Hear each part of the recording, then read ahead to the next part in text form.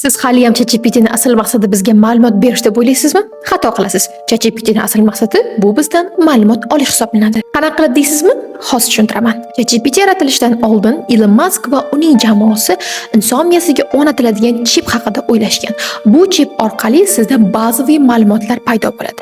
Ya'ni agar o'sha chipni miyangizga qo'yadigan bo'lsangiz, siz matematika, geometriya, tillar va barcha bazaviy fanlarni shunchaki miyangizda hosil qilasiz.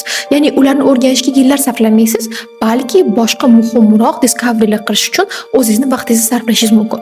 Lekin bu chipni bittagina xatosi bor edi. Ya'ni unga cheksiz ma'lumotlar kerak edi. Va mana shu ma'lumotlarni uning jamoasi bittalab qo'lda kiritib chiqish kerak edi. O'shanda ular bir ish qilishdi. Ya'ni ChatGPT'ni yaratishdi. ChatGPT orqali dunyoda bir vaqtingizda milliardlab insonlar o'zlarining hayotida bo'layotgan informatsiyalarni kiritishadi. Mana shu informatsiyalar keyinchalik insonning miyasiga qo'yiladigan chipga boradi. Kelajakda biz mana shu chipni ko'rishimiz mumkin. Siz mana shu chipni miyangizga o'rnatirgan bo'larmidingiz?